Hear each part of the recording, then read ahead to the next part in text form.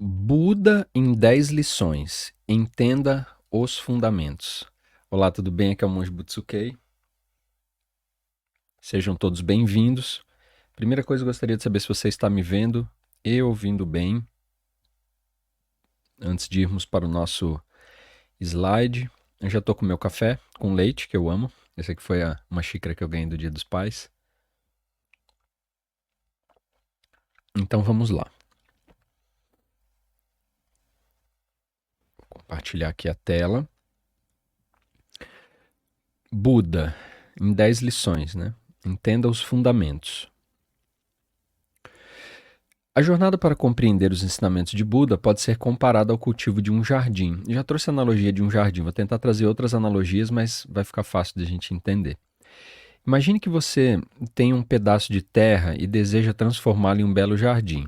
Os passos para cultivar esse jardim são semelhantes aos passos para cultivar a mente e o espírito conforme os ensinamentos de Buda. Eu quero frisar essa palavra espírito aqui, tá?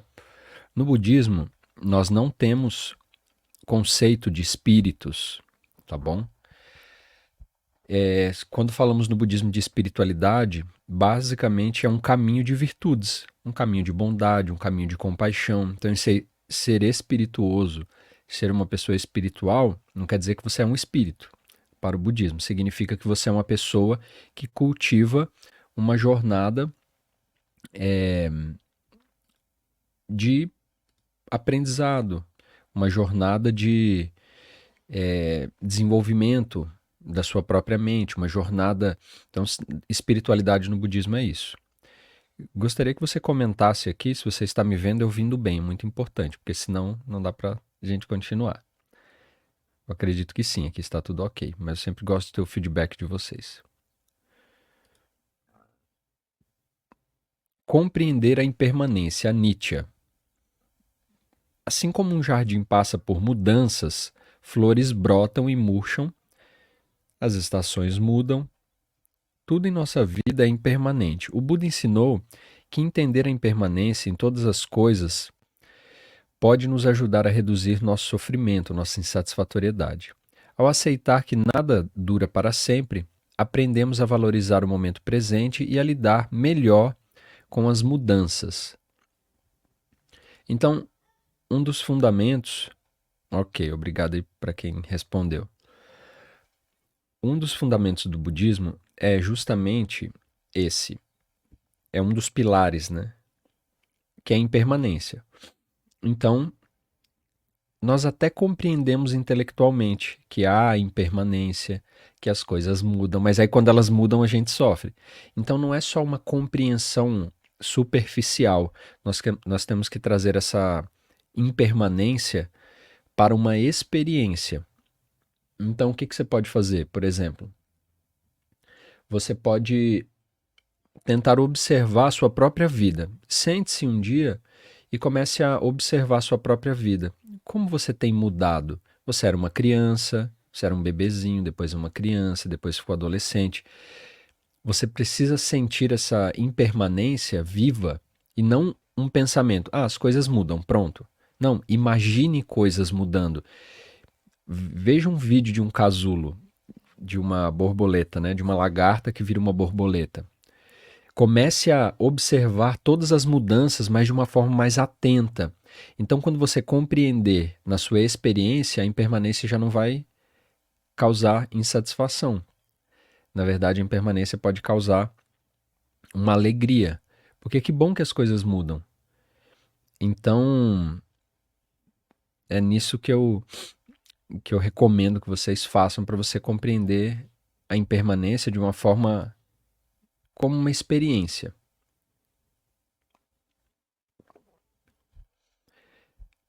A próxima é a importância do karma. Karma no budismo é a lei de causa e efeito. Porém, a palavra karma, ela é, em sânscrito, significa ação. Apenas isso. As pessoas pensam que karma é tipo um destino. Ah, aquela pessoa é meu karma, ela fica me enchendo o saco, ela fica fazendo mal para mim, aquela pessoa é meu karma. Não, não é isso. A palavra karma significa ação. A palavra karma vipaka significa frutos da ação. Então, toda ação tem uma consequência. que é um fruto. Então a ação é uma semente e a consequência é karma vipaka. É apenas isso. Então, ou seja, todas as ações produzem consequências. É só isso. É isso. É isso que você tem que entender. E aí o trabalho do budismo é estar consciente. Quando você está consciente, lúcido, tem clareza mental, as suas ações podem ser benéficas. Porque você está lúcido, uma pessoa lúcida, consciente, vai falar assim: eu não vou fazer a ação A, eu vou fazer a ação B. Por quê? Porque a ação A gera prejuízo para os outros, para mim causa sofrimento. Se eu falar uma coisa, se eu falar que o outro está feio naquele momento, que é a coisa A, vai causar sofrimento no outro. Por mais que seja talvez verdade, a sua verdade, né?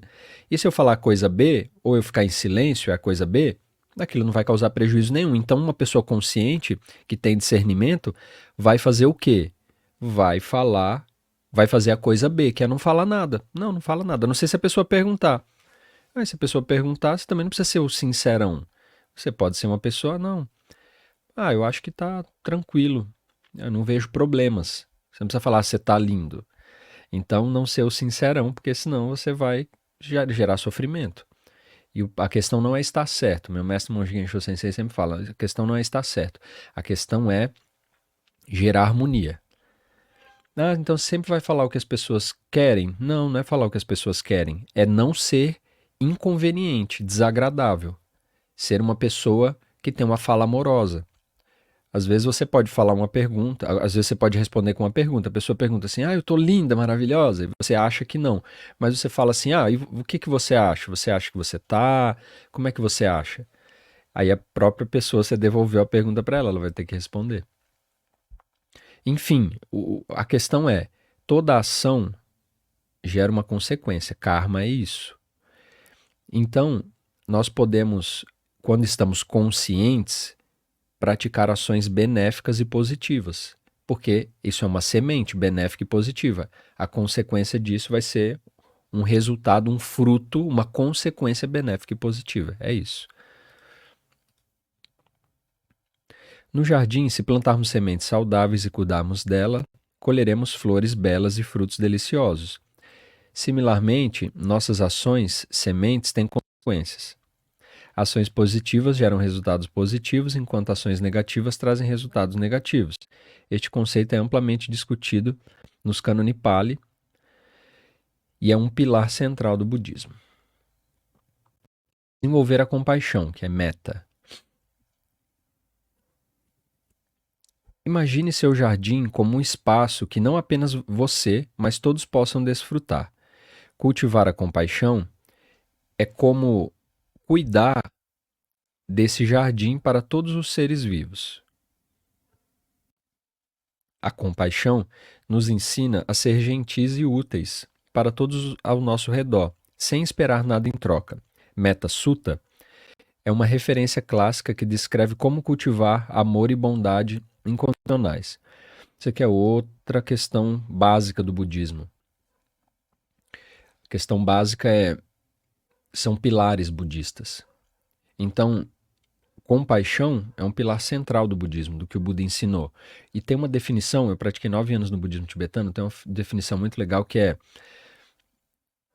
compaixão é o desejo de que todos os seres superem o sofrimento, a insatisfatoriedade e as causas que levam a essa insatisfatoriedade. E nós vamos contribuir para isso com o outro.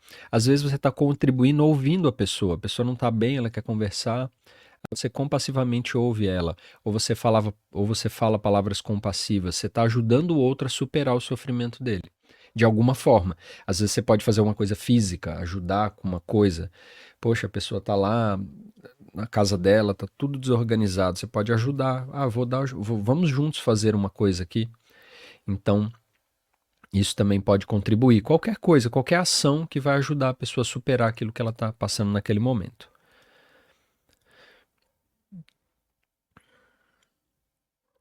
Praticar a meditação, samadhi. Meditar é como regar o jardim diariamente, ajuda a nutrir a mente, mantendo-a focada e tranquila. A meditação permite que entendamos nossos próprios pensamentos e emoções, como observar as várias plantas no jardim e entender suas necessidades específicas. O Sutta Pitaka oferece extensas técnicas e benefícios da meditação. Vou explicar para você a questão da meditação, como ela é importante. O que acontece? E deixem seus comentários aqui, que é importante também. A meditação é como você lavar a sua mente. Você não toma banho todo dia, escova os dentes todos os dias? A meditação é a mesma coisa, você vai banhar ela todos os dias. Então, o que acontece? Se você não limpar a sua mente, ela vai ficar cheirando mal. E aí são todas as questões, ansiedade, todas as questões não saudáveis da mente, nosso orgulho, nosso apego, todas essas coisas vão ficar exalando. Você vai ser uma pessoa que exala, você se comporta com apego, com raiva, com um monte de coisas. Então você tem que banhar a sua mente. Tem um comentário, tem dois aqui, né? O Adilson falou: quando puder, gostaria de sugerir tema vacuidade. Adilson, o que acontece? A maioria das pessoas não entendem nem os pilares, nem o básico do budismo. Então, meu papel aqui é trazer esses ensinamentos introdutórios. Se eu falar de vacuidade, isso não ressoa com o que as pessoas vivem. O objetivo aqui é espalhar para o maior número de pessoas que estejam interessadas e venham até aqui os ensinamentos básicos. Se eu falar de uma coisa que para a pessoa é distante, aquilo não gera interesse, a pessoa não quer, não vai querer ouvir aquilo. Então, qual é o meu trabalho aqui? Trazer ensinamentos que estão, não que vacuidade não esteja, mas vários outros ensinamentos fica mais fácil de explicar quando você coloca coisas básicas da vida das pessoas. Então, eu posso até trazer, mas eu vou ter que inventar uma metáfora, um jeito assim de falar que aquilo faça sentido. O objetivo aqui não é ficar trazendo qualquer ensinamento, é trazer ensinamentos para o nível que as pessoas estão. As pessoas estão. Para você ver o nível que as pessoas estão quando elas ouvem budismo. Elas pensam que aquele Buda gordinho, que nem é Buda, é um Buda. É esse o nível que as pessoas chegam. As pessoas não fazem ideia do que é o budismo. Então eu não posso falar de ensinamentos mais profundos, senão as pessoas não, aquilo não faz sentido para elas. Então meu objetivo aqui é trazer esses ensinamentos introdutórios e trazer exemplos diferentes, de formas diferentes, para que vocês entendam e isso faça sentido para vocês no contexto da vida de vocês. O budismo, o Dharma de Buda, né, os ensinamentos fora da vida cotidiana, ele não faz sentido, ele tem que ser aplicado no dia a dia, porque ele não é uma coisa intelectual, uma filosofia de vida, como muitos pensam. Ele tem características de filosofia de vida, mas ele não é isso. Então, o objetivo é esse, tá? Essa pessoa, ela sempre aparece aqui, né, ela falou, sou da paz sempre, ela comentou assim, a gente tá falando de karma, então eu vou pontuar agora, porque se eu colocar depois não vai fazer sentido. Mesmo plantando sementes, não colhi o que eu queria. Então, não é assim que funciona. E quando você quer, você já está fazendo algo egoísta. Isso não vai ter resultados positivos. Olha só a mentalidade, né? Eu vou plantar uma coisa aqui para colher desse jeitinho ali. Na vida não funciona assim. O que acontece? Você precisa fazer boas ações sem esperar nada em troca. Se acontecer alguma coisa boa, bem, tá bom. Se não acontecer, você não tem que fazer algo esperando algo em troca. Você só tem que fazer, você tem que plantar sementes. Às vezes a gente planta semente num lugar, a próprio Jesus já ensinou isso nas parábolas. Você planta uma semente numa terra seca, ela não vai dar frutos. Mesmo que a semente seja boa. As causas e as condições não são boas. Então não é só assim, plantei e nem sempre uma semente que você planta, você colhe.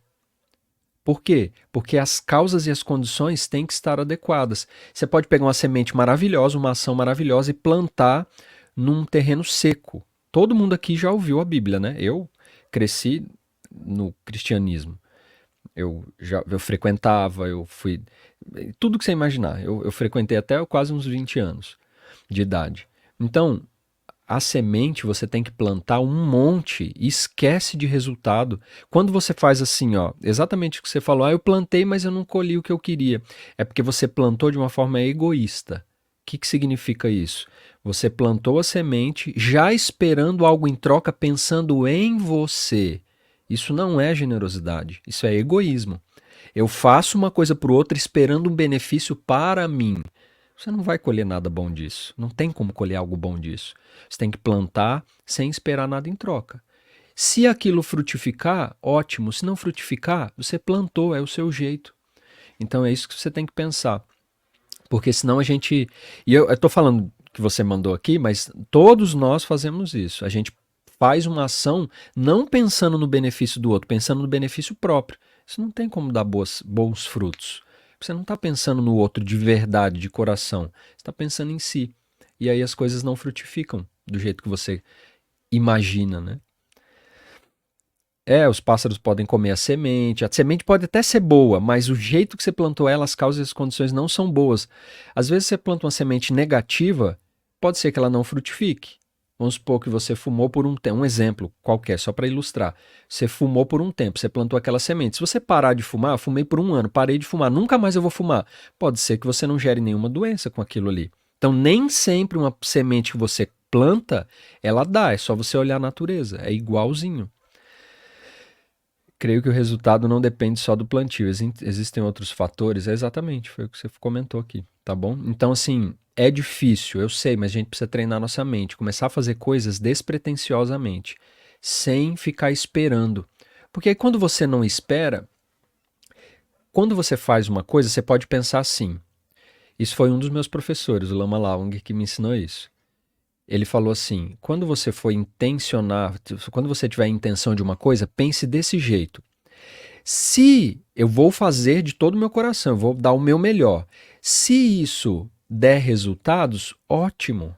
Se isso frutificar, ótimo. Se der bom o que eu estou fazendo, ótimo. Se não der, tudo bem. Eu vou continuar plantando boas sementes. Pronto. Porque aí você sai daquela coisa de não, tem que dar certo, mas a vida não é assim, ela tem muitas variáveis, muitas coisas que podem acontecer. Eu posso falar assim, eu faço triatlo, né? Eu sou atleta amador de triatlo. Eu vou pegar e eu vou correr de bike, eu tenho uma rodovia que eu tô olhando aqui, né? Eu vou andar 10 quilômetros e eu espero que não chova. Mas e se chover, eu não vou? Não, seria muito bom se não chovesse, porque aí eu andaria menos risco de cair. Mas se chover também, tudo bem. Pode ser que quando eu for fazer um Ironman, que eu vou fazer um Ironman, depois vocês procurem o que é um Ironman, pode ser que no dia esteja chovendo, eu vou ter que me adaptar a isso. Não pode sair do jeito que eu quero. Eu não posso esperar que seja tudo do jeito que eu quero. Então vamos continuar aqui. Karma é um assunto que dá para a gente falar aqui por muito tempo. Então a meditação é esse cuidado, né? Esse cuidado da sua mente. Você vai aprender a lidar com a sua mente, você vai aprender a fazer com que sua mente não te arraste né, para lá e para cá, porque geralmente a gente pensa uma coisa e corre para lá com aquilo que a gente pensou. Aí pensa outra coisa, a gente fica sendo arrastado para lá e para cá o tempo inteiro. Então, quando você medita, você aprende a, independente de toda a confusão da mente no mundo, você ficar estável. Você fica estável, aprende a ficar estável na instabilidade, a repousar, a ficar no momento presente, a se manter aqui e agora. Entender o sofrimento. Sofrimento e aqui barra insatisfatoriedade. A melhor palavra não é sofrimento. Dukkha. A melhor palavra para traduzir isso seria insatisfatoriedade, a mais próxima, né, do que o próprio Buda quis ensinar. Em um jardim, enfrentamos desafios como pragas ou mau tempo. No budismo, entender que o sofrimento é parte da existência humana é crucial. Dukkha não significa apenas sofrimento explícito, mas também insatisfação sutil que experienciamos.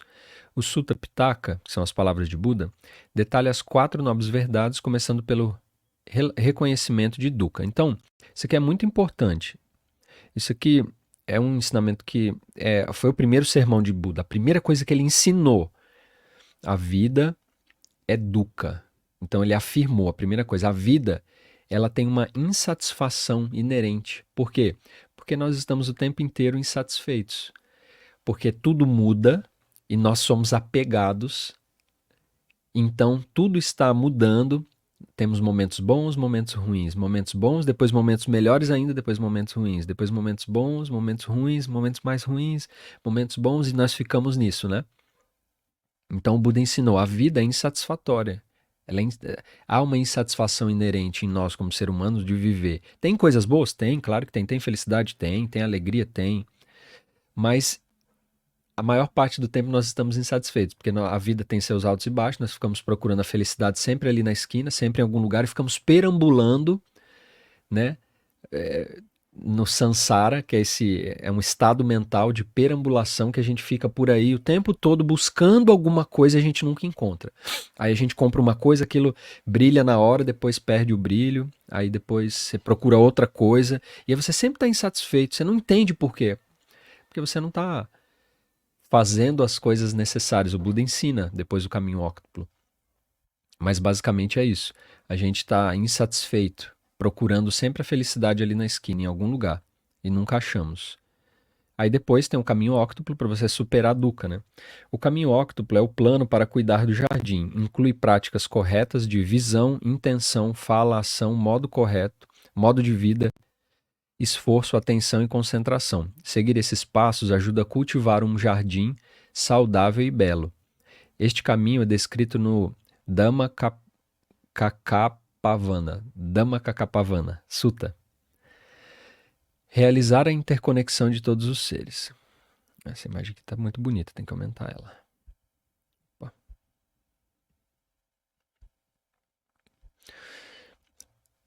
Então, basicamente foi isso, né? Que o nobre caminho óctuplo é esse passo a passo do que você tem que praticar para você superar essa insatisfação. Dukkha. Agora, próximo item aqui, que é sobre a interdependência, outro ensinamento central. No jardim, plantas, insetos, o solo e o clima estão todos interconectados. A saúde de um afeta o dos outros. Por exemplo, se tiver no jardim se não tiver chuva, e se você não aguar, aquilo morre. Então, o jardim está interconectado com a chuva, com a natureza. Se o solo não for bom, pode chover, mas não vai adiantar num solo ruim. Então, tudo está interconectado. Isso aqui é um pilar dos ensinamentos de Buda.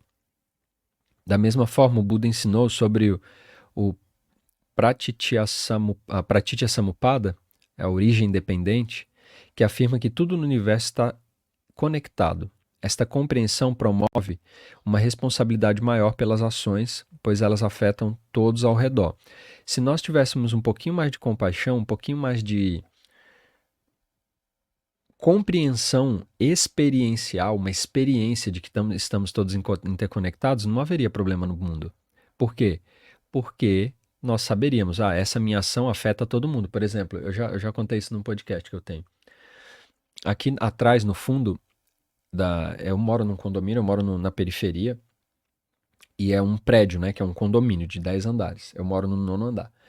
Atrás tem um terreno gigantesco, e as pessoas das casas ali em volta jogam lixo. Periferia é assim, infelizmente. Mas você está falando isso. Eu morei na favela, eu vim da favela, morei em Diadema, em São Bernardo, em São Paulo, morei em barraco de madeira. Então eu tenho experiência para falar, porque eu convivi na periferia a minha vida inteira. Então, é muito interessante isso, esse comportamento. O pessoal vê um terreno, joga lixo lá. Infelizmente. E aí, o que acontece? A pessoa faz isso porque ela não se sente parte daquele meio. Ela acha assim, a minha área é do meu portão para dentro, o resto eu não tô nem aí. Esse é um comportamento habitual. É uma mentalidade, né, das pessoas. Aí ela vê um terreno na frente da casa dela, ela pega o lixo e joga. Só que ela não estava percebendo que aquilo vai prejudicar ela. Ela não se dá conta. Ela não se dá conta que aquilo vai prejudicar ela. Aí o que acontece? Ela joga lixo, o vizinho joga o lixo, o outro joga o lixo. Dá rato, barata, mosquito, dá dengue, entra tudo na casa dela. E aí leva doença, leva dengue, leva leptospirose, várias doenças, né? Aí chove muito, aí aquele lixo entra dentro da casa da pessoa. A pessoa não pensa, ela não entende, ela não consegue. Enfim, isso para mostrar a interdependência de uma forma bem simples. Tem um terreno na frente da sua casa. Se você jogar o lixo lá, aquilo vai dar barata, rato, inseto, lacraia, todo tipo de bicho vai entrar na tua casa. E aí você vai ficar doente. A pessoa não entende. A pessoa joga o lixo no chão, aí o que acontece? Chove, aquilo lá entope tudo. Ah, o que que aconteceu? Ah, por que que a gente está sofrendo com essas coisas? Pelas nossas próprias ações. A gente não entendeu que está tudo interconectado. Se eu fizer uma coisa, afeta em todo mundo. Isso é um princípio budista. Se você não entendeu isso, você vai prejudicar os outros. Você não vai ter compaixão. Só tem compaixão quem compreende que o outro está interconectado comigo. Você só está aqui assistindo porque alguém fez esse equipamento eletrônico que você está usando. Não tem como você assistir se não tiver um equipamento eletrônico. Alguém fez. Eu estou tomando café com leite. Eu amo café com leite. O que que acontece? Alguém plantou esse café, cultivou, transportou, levou lá no depósito, ensacou para eu comprar e tomar. Senão não tem como esse café estar aqui. O leite é leite de soja, não tomo leite de vaca. Leite de caixinha deixou de leite de caixinha deixou de ser leite de vaca há muito tempo, né? Com tanto de porcaria que eles colocam no leite. Então, não tem como. Não tem como. Tá tudo interconectado. Se você entender isso, brota compaixão na hora. Se você entender isso na sua experiência lá no fundo, na hora brota compaixão. Se eu tô conectado com o outro. Aqui em casa a gente tem uma coisa assim. Tudo que eu faço pra mim, eu faço pra minha família. Eu sou monge zen budista, mas eu sou casado, tenho filhos, 2 filhos. No zen, os monges podem se casar, ter filhos, tem que trabalhar, tem que ter podem trabalhar, ter uma família, né? Então, tudo que eu faço para minha família. Se eu tomo uma vitamina boa, eu compro vitamina para eles. Por quê? Se eu estiver bem e eles estiver mal, eu vou ficar mal. Então todo mundo tem que estar bem. Se eu faço exercício, tudo que eu compro, aí eu vou fazer um exercício, começar a fazer academia. Ah, minha esposa vai fazer também, se ela quiser. Por quê? Todo mundo tem que estar bem. Senão não dá.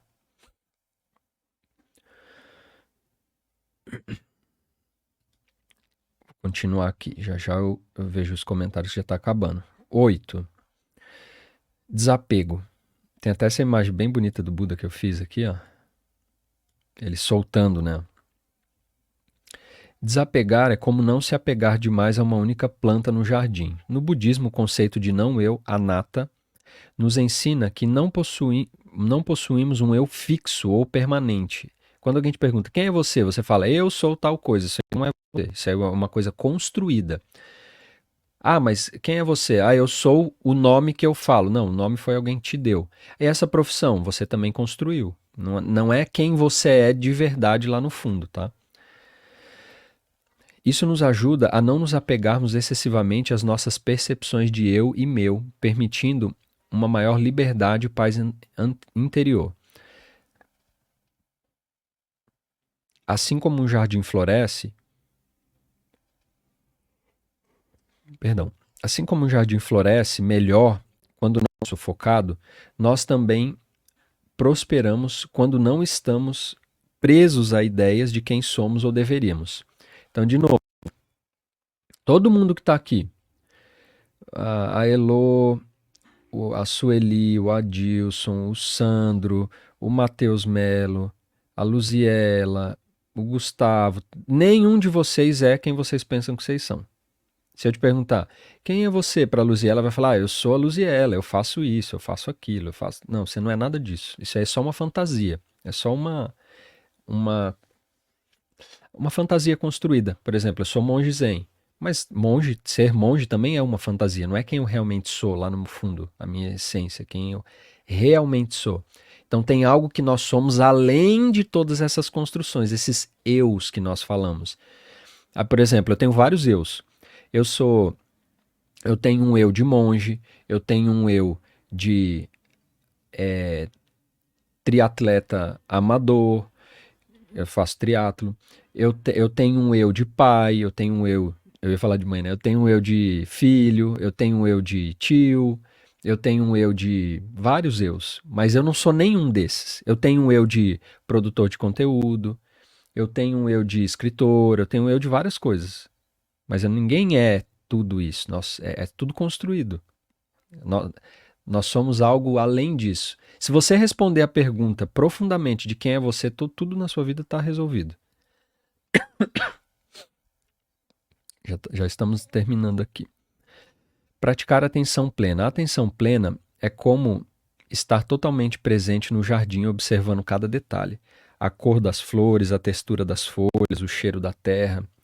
Quando praticamos a atenção plena, estamos completamente engajados com o momento presente. O Satipatthana Sutta fornece uma base fundamental para a prática de atenção plena, orientando os praticantes a estarem conscientes de seus corpos, sentimentos, mentes e fenômenos. Isso aqui não tem muito o que explicar, né? A iluminação, nirvana. Finalmente, a iluminação pode ser comparada ao estado de um jardim em perfeita harmonia, onde cada parte contribuiu para um todo saudável e sustentável.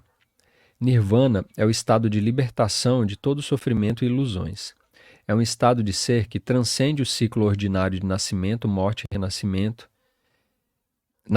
morte e renascimento, oferecendo uma paz inalterável. Este é o objetivo último do budismo. É um estado em que o Buda, após muita prática e discernimento, alcançou e ensinou aos outros como alcançar. Então, basicamente, esses são as 10 lições. Eu vou recapitular aqui, tá bom? Para ficar bem claro para você. Só os títulos, né? Então, compreensão da impermanência, que é a Nitya, karma, compaixão,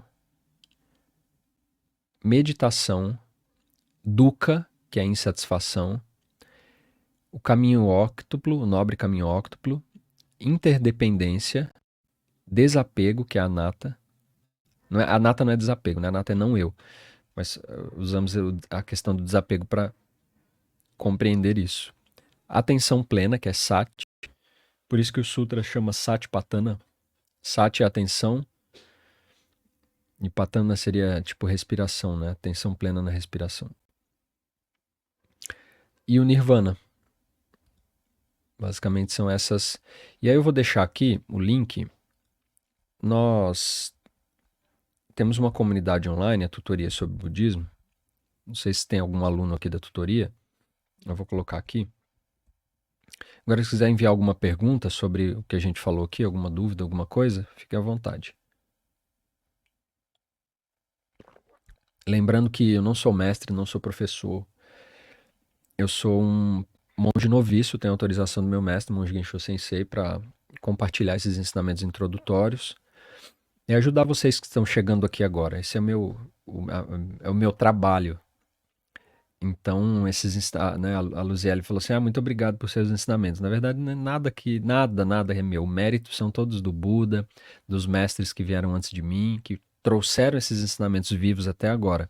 Então, nada disso aqui é meu. Eu não tenho mérito nenhum nisso aqui. O mérito são dos professores, são dos mestres, dos meus mestres, né?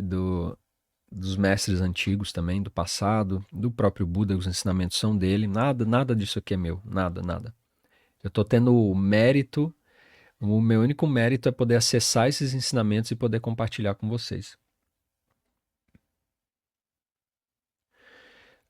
Perguntar assim, a alegria do jardim é dar frutos. Na verdade, é como se fosse algo natural do jardim, né? É como se fosse a natureza do jardim é dar frutos, é natural. Como nós. Nós, na verdade, naturalmente, a nossa verdadeira natureza é a natureza de Buda, é a natureza ilimitada. Só que nós temos um monte de bloqueio em cima. Então nós não conseguimos dar esses frutos. Um jardim, se ele não tem bloqueio também, se não tem nada que impede, ele fica dando frutos, dando flores, atraindo borboletas, abelhas. Então fica aquela coisa bela. Nós somos a mesma coisa. Nós deveríamos dar vários frutos maravilhosos o tempo inteiro, só que a gente tem um monte de bloqueio que a gente vai colocando, a gente não cuida da nossa mente, a gente não cultiva o nosso jardim. E aí a gente não consegue, né? Como fazer as pessoas reconhecerem esses ensinamentos para as pessoas que não estão nesse nível, né? O Gustavo perguntou. O que fazer para as pessoas, para passar isso para as pessoas? Gustavo, o budismo, ele é um caminho, o Dharma de Buda, ele é um caminho pessoal. Então, a própria pessoa tem que buscar isso. Se ela não estiver buscando, eu não vou pegar meu vídeo aqui, esse vídeo, né, e ficar mandando para um monte de gente assim, tipo, que não quer. A não ser se for num grupo de alunos da tutoria, por exemplo, alguma coisa nesse sentido. Mas eu não vou mandar. Eu coloquei aqui da comunidade online. Não sei se eu já tinha colocado. Acho que não, né? Tinha colocado ali. Desculpa. Então, você tem que cuidar, Gustavo, da sua prática. Se você buscou isso e você quer praticar, cuida da sua prática. Não se preocupe se o outro, que está em outro nível, não está querendo saber disso. Porque esse é um problema dele. Não é sobre. Guarda isso que eu vou falar para vocês. Ninguém muda o mundo. Ninguém muda o mundo. O mundo é feito de várias pessoas. Para o mundo mudar, as pessoas têm que mudarem. As pessoas têm que mudar. Não adianta a gente querer que o mundo mude se cada um não mudar a si mesmo. Então, o budismo é esse caminho de mudança interna, pessoal. Não tem como mudar o mundo, só tem como mudar a si mesmo. Como é que eu faço para o outro chegar nesse ponto e ouvir isso, sendo que ele está em outro nível? Ele tá em outra, vamos dizer, outra vibe, né? Aí não tem o que fazer. Ele tá em outra vibe. Você vai fazer o quê? Você vai ficar mandando um monte, enchendo o saco da pessoa, sendo que ela não quer saber disso? Não tem o que fazer. Você tem que cuidar da tua vida. Cuida da sua vida. Começa a estudar e praticar todos os dias. O que os outros estão fazendo, isso é um problema de cada pessoa. O que importa é o que você está fazendo. Esse é o mais importante.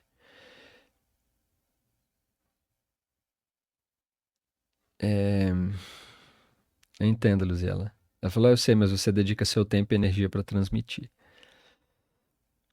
Como equilibrar o não eu com as responsabilidades de nossa fantasia? Você não precisa equilibrar, você só precisa ter consciência de que todos esses papéis na vida são apenas fantasias. Você pode usá-los, você pode ser o professor na universidade, você pode ser pai, você pode ser mãe, você pode ser professora, você pode ser o que você quiser, não tem problema. O problema não é a fantasia que você usa. O problema é você se apegar e viver com aquela fantasia achando que você é aquela fantasia. Então, por exemplo, eu sou. É a mesma coisa. Olha só esse exemplo. Você vai para um baile de carnaval, um baile a fantasias. Aí você põe a fantasia da Mulher Maravilha. Aí você vai lá, se diverte. Aí você sai do baile a fantasias e você fala: eu sou a Mulher Maravilha agora. Não, eu sou isso aqui. Aí você vai sofrer, vão te criticar, você vai pro trabalho, todo mundo vai debochar, você não vai poder entrar nos lugares. Por quê? Porque aquela fantasia ali é só uma fantasia para um contexto. Depois, quando você sai daquele contexto, você guarda a fantasia lá no seu guarda-roupa ou devolve na loja que você alugou. Você não vai viver com aquela fantasia para sempre. Então, não eu é nenhum objeto, nada, nenhum fenômeno possui um eu inerente. Ninguém é a Mulher Maravilha em si. A pessoa é aquela, a essência da pessoa é a Mulher Maravilha. A Mulher Maravilha é aquela fantasia que você alugou para ir no baile de carnaval. Depois de um tempo, você devolve a fantasia e continua sua vida. Aí você pode ser outra coisa, outra fantasia. Essa aqui é uma fantasia de monge. Monge é uma fantasia. É alguém que sabe que não é monge. A minha natureza é além de qualquer coisa, é além de pai, mãe, vô, avó, tio, aluno. A minha identidade, o meu eu, quem eu sou realmente, além de todos esses eus, é a natureza de Buda. É Buda, é o potencial de Buda. Então, só entenda isso. O problema não são as fantasias. O problema é você achar que a sua essência é aquela fantasia. Esse é o problema. É você achar que você é a fantasia do professor universitário. Professores universitários, não sei se tem nenhum aqui, eles acham que eles são aquele título e aí, não, eu sou muito importante. Alguns que eu já conheci, que eu já ouvi histórias, não são todos que são assim. Mas tem uns que, não, eu sou muito importante. Não, eu sou professor PhD. Um exemplo, né? Eu faço filosofia, enfim, faço uma graduação de filosofia. Eu conheci pessoas assim, já ouvi histórias também, né? de pessoas que têm um título grande, dois, eu tenho 2 PhD, eu sou muito importante. Aí a pessoa, na verdade, ela não entendeu que ela ficou presa naquilo ali. Ela só é aquilo, ela tá presa. Ela não consegue ser, ela não entendeu. Tão inteligente, mas, ou talvez esforçado, né? Mas não entendeu que ela se prendeu em um título. E ela não pode ser mais nada, porque se ela for, não, eu vou descer o nível, eu vou, sei lá, aprender break dance, eu vou dançar com aqueles moleques ali na periferia. Não, eu vou fazer tal coisa. Eu dancei break, por isso que eu tô falando, né? Eu vou fazer tal coisa, eu vou fazer aquilo. Não, eu sou muito importante. O que você fez? Você nem tá vendo que você tá preso numa identidade, numa fantasia. Eu posso falar de qualquer outra coisa, de qualquer outro. Eu peguei essa profissão assim porque é mais fácil, a gente já viu, a maioria já viu isso. Então, o problema das identidades é só isso. É você achar que você é aquela identidade, é aquela fantasia e ficar preso naquilo para sempre.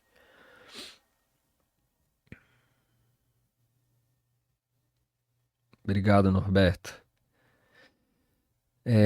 Podemos levar o budismo a quem não deseja, a questão é como fazer isso com sabedoria, sem agredir o outro.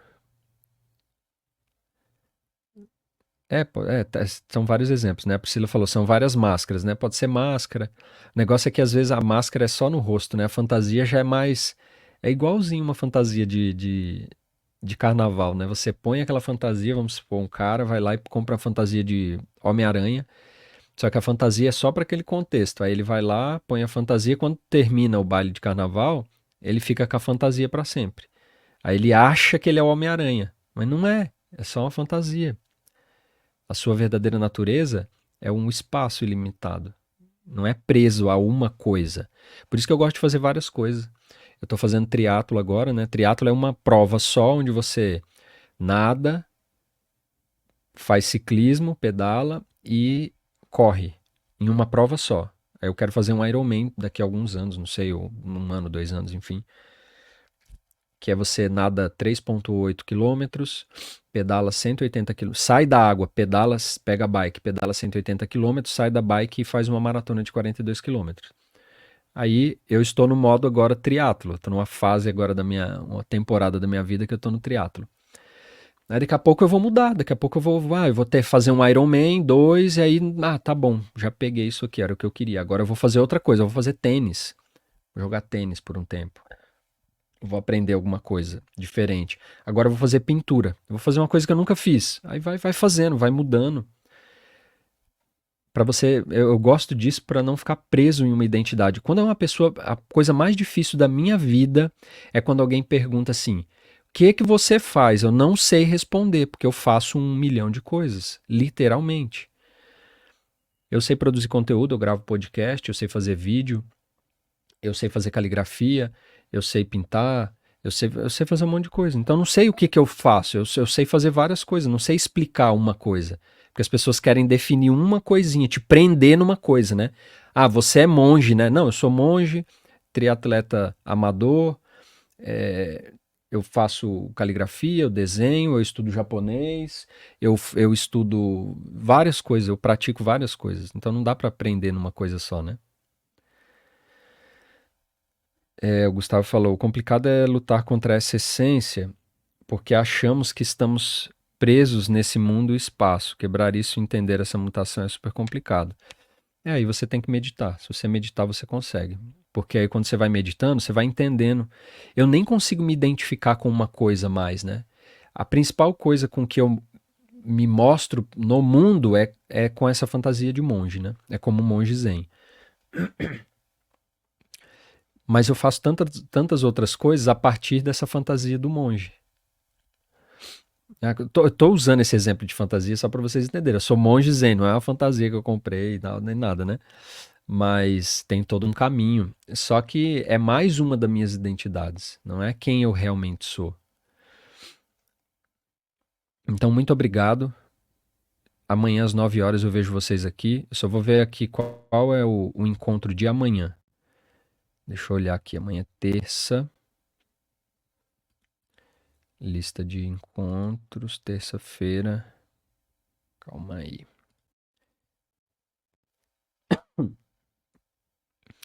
Tem uma lista aqui.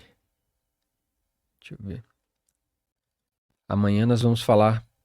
Amanhã é sobre budismo no cotidiano, né? Como praticar desapego sem sofrer. Vai ser muito interessante. Acho que vai ajudar bastante vocês. Então, muito obrigado. Até amanhã às 9 horas. Gachô.